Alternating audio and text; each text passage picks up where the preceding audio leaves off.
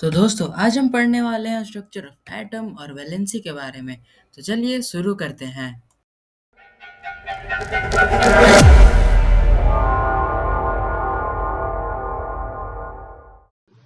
तो दोस्तों किसी भी एटम में उसके प्रोटॉन और न्यूट्रॉन उसकी न्यूक्लियस प्रेजेंट होते हैं। वहीं पर जो इलेक्ट्रॉन होता है वो न्यूक्लियस के चारों ओर रिवॉल्व करता है एक स्पेशल ऑर्बिट और सेल में। और अलग अलग ऑर्बिट की इलेक्ट्रॉन होल्डिंग कैपेसिटी भी एक दूसरे से अलग होती है। अब हम जानने वाले हैं एटम के ऑर्बिट के बारे में। तो हर एटम के अलग अलग ऑर्बिट होते हैं, जैसे के, एल, एम एंड एन और so on.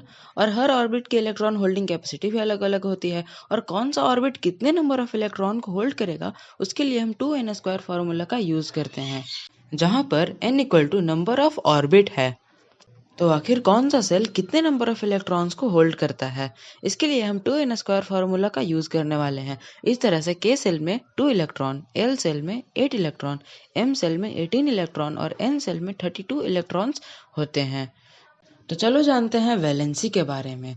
The combining capacity of an element to another element during chemical reaction to get stability is known as valency. मतलब किसी भी केमिकल रिएक्शन के दौरान कौन सा एलिमेंट कितने नंबर ऑफ इलेक्ट्रॉन को गेन और लूज कर सकता है जिस कारण उसको स्टेबिलिटी प्राप्त हो, इसका मतलब वो स्टेबल हो जाए, इसी को हम वैलेंसी कहते हैं। अब इससे पहले कि हम लोग वैलेंसी फाइंड करें, हमें उसके कुछ रूल्स के बारे में भी जानना होगा।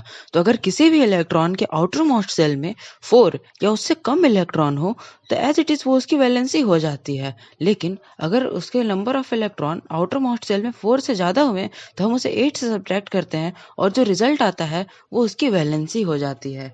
तो चलो इसे कुछ एग्जाम्पल से समझते हैं। यहाँ पर हाइड्रोजन और हीलियम का केस बाकियों से बिल्कुल अलग है, क्योंकि इनके मैक्सिमम नंबर ऑफ इलेक्ट्रॉन के सेल तक ही खत्म हो जाते हैं। फॉर एग्जाम्पल हम हाइड्रोजन का एग्जाम्पल लें तो हाइड्रोजन के पास 1 इलेक्ट्रॉन है और के सेल की मैक्सिमम कैपेसिटी 2 है, तो 2 - 1 = 1 जो कि इसकी वैलेंसी है। पर हीलियम के पास 2 इलेक्ट्रॉन्स हैं और के सेल की मैक्सिमम कैपेसिटी 2 इलेक्ट्रॉन्स की है, तो ये के सेल को कम्प्लीटली फिल करता है और ये पहले से स्टेबल है, इसलिए ये एक नोबल गैस है, मतलब ये स्टेबल एलिमेंट है और इसकी वैलेंसी 0 है। लिथियम के पास 3 इलेक्ट्रॉन्स हैं, के सेल में 2 इलेक्ट्रॉन और एल सेल में 1 इलेक्ट्रॉन, तो इसकी वैलेंसी 1 होगी। बेरिलियम के पास 4 इलेक्ट्रॉन, के सेल में 2, एल सेल में भी 2, तो उसकी वैलेंसी 2 हो गई। बोरोन के पास 5 इलेक्ट्रॉन, के सेल में 2, एल सेल में 3, इसकी वैलेंसी 3 हो गई। कार्बन के पास 6, के सेल में 2 और एल सेल में 4, इसकी वैलेंसी 4 हो गई। नाइट्रोजन के पास 7 इलेक्ट्रॉन्स, 2 के सेल में और 5 एल सेल में। अब क्योंकि इसके आउटर मोस्ट सेल में नंबर ऑफ इलेक्ट्रॉन 4 से ज़्यादा है, जिसे हम 8 से सब्ट्रैक्ट कर देंगे और 8 - 5 = 3, तो इसकी वैलेंसी होगी 3।